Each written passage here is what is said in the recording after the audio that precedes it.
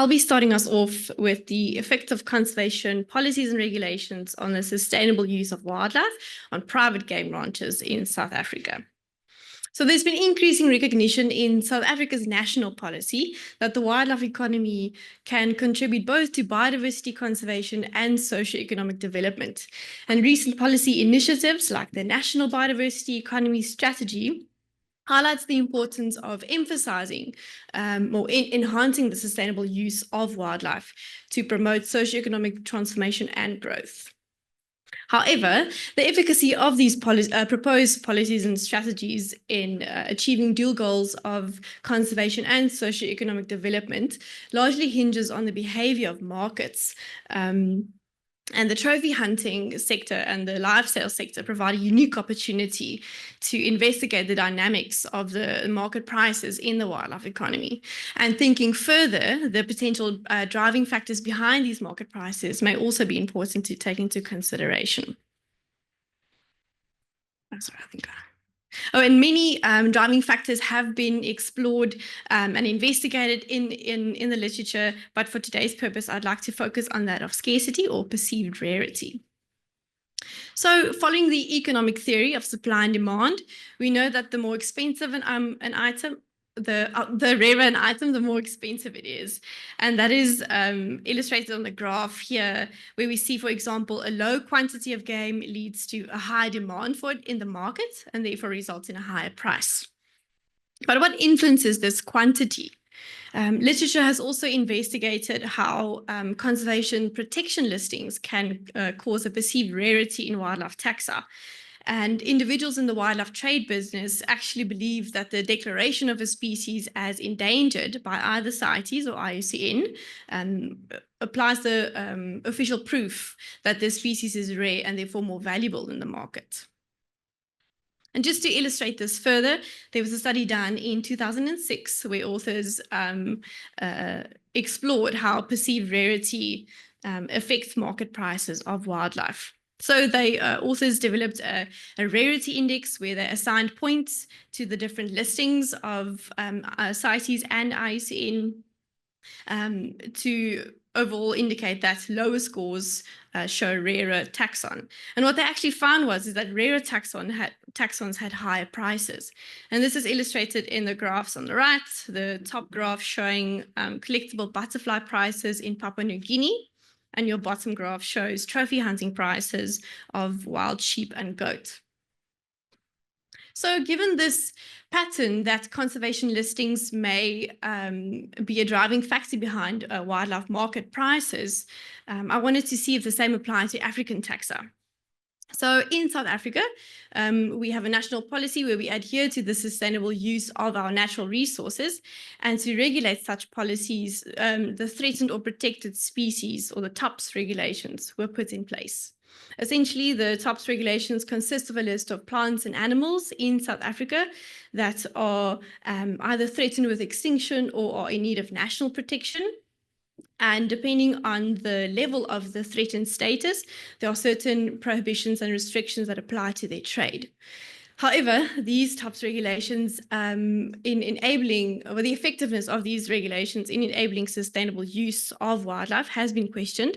And it's also been increasingly recognized in the private wildlife ranching industry that private landowners are disincentivized to manage these TOPS listed species.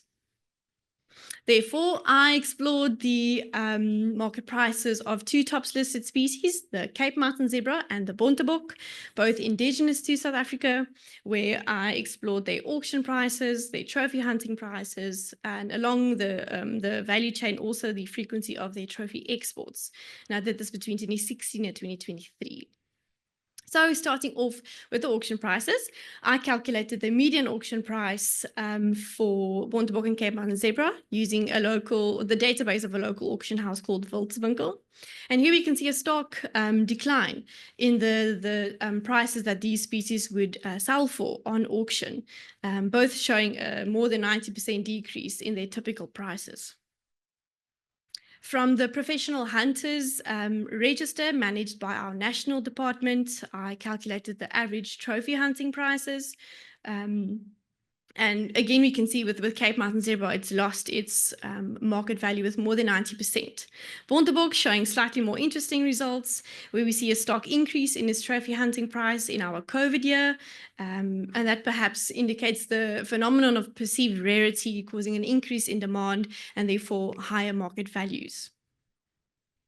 Then looking at the number of trophy hunts, we can see that the number of registered Bontebok and Cape Mountain zebra trophy hunts have declined over time. And this perhaps alludes to the decline in the willingness of private landowners to manage these species on their properties and offer trophy hunts in the market. Finally, then looking at the frequency of trophy exports from the CITES trade database, we can see for Bontebok that the number of trophies exported outside of Africa and imported into the US has also declined over time, but we do see an increase from 2021 onwards. With Cape Mountain zebra, the picture looks slightly more incomplete, and I suspect this has to do with the nature of the CITES trade database. There may be discrepancies in misidentifying the subspecies as maybe just zebra or a different subspecies on these trade permits, but this needs to be further investigated. Nevertheless, despite this only being preliminary results for my proposed master's project, we can still draw some valuable insights from them.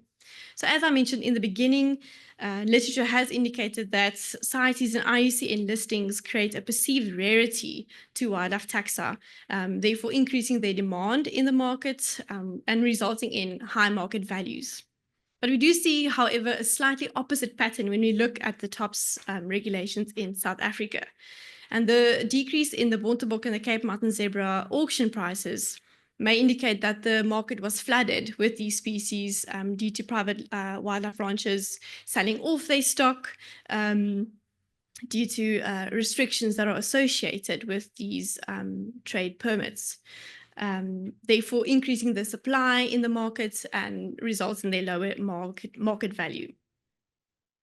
To conclude, the National Biodiversity Economy Strategy in South Africa seeks to optimize its wildlife economy to achieve transformation and growth. However, it is important for us to consider the current climate of the wildlife economy by looking at how markets respond to these different conservation policies and regulations. And therefore, this highlights our need to focus research efforts into more to accurately informing policy development and implementation. And then I would just like to leave you with this quote. Thank you.